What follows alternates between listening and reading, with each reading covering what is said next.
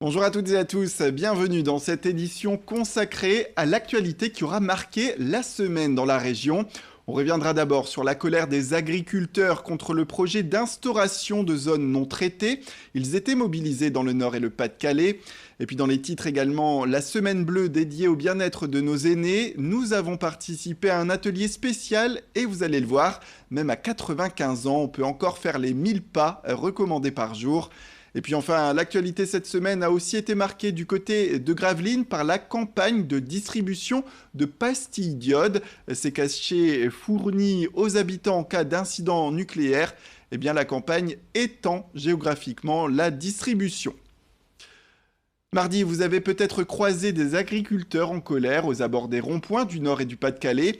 12 points de blocage étaient organisés dans la région avec un but, répondre à l'appel national de la Fédération des agriculteurs et dire non à la mise en place de zones non traitées.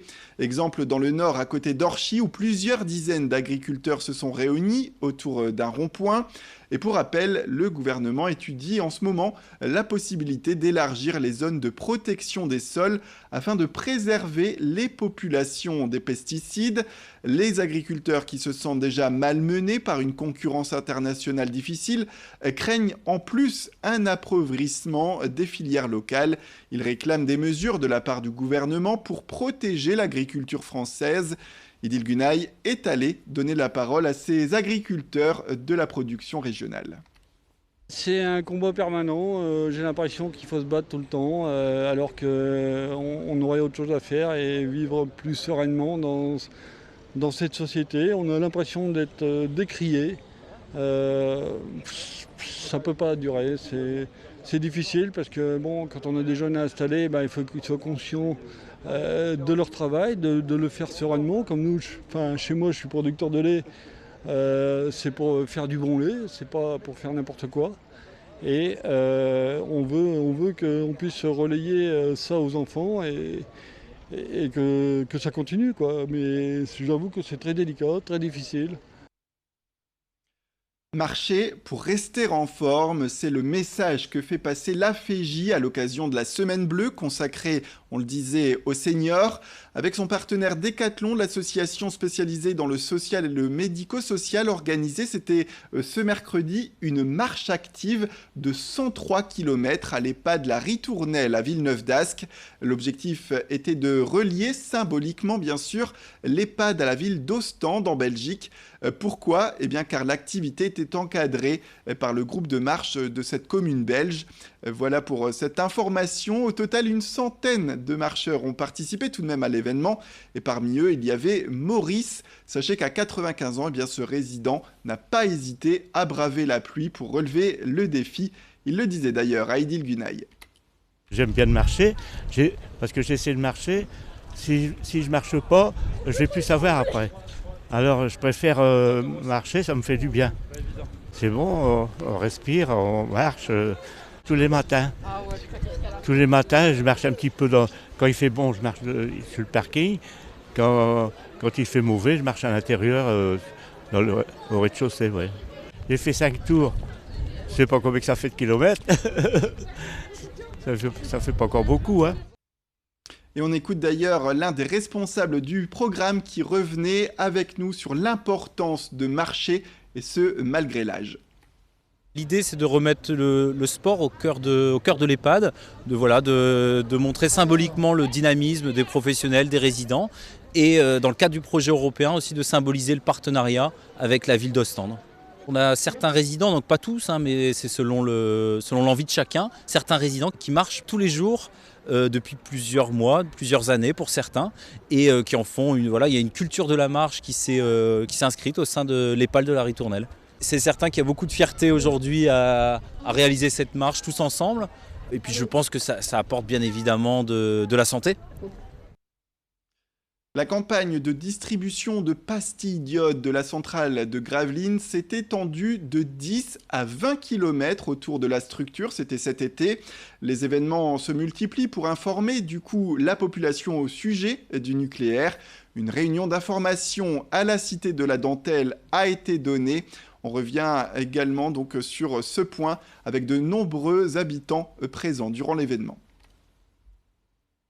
À Calais, il y avait du monde à la réunion publique d'information autour du nucléaire. La catastrophe de Fukushima est encore dans toutes les têtes et l'incendie de Rouen rappelait que le risque zéro n'existait pas.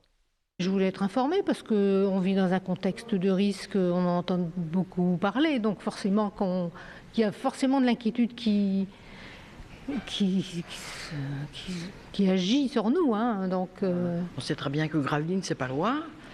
Quand on voit Tchernobyl, quand on voit tout ce qui s'est passé au Japon, bon voilà. Mais les choses ont été posées, les choses ont été claires, accessibles, et effectivement, je pense que je pars beaucoup plus rassurée que j'ai pu l'être en arrivant. Malgré les inquiétudes du public, l'autorité de sûreté du nucléaire se veut rassurante à ce sujet. La SN surveille de près les sites concernés et la distribution de comprimés d'iode n'est qu'une précaution supplémentaire pour protéger la population.